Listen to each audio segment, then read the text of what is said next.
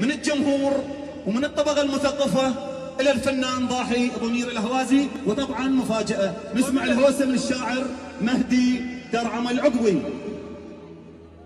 تفضل مهدي. صفقة للشاعر مهدي درعم. هاي الهوسة هدية من قطر بيت حاجات البندر، من اخوتي الشعراء وزملائي.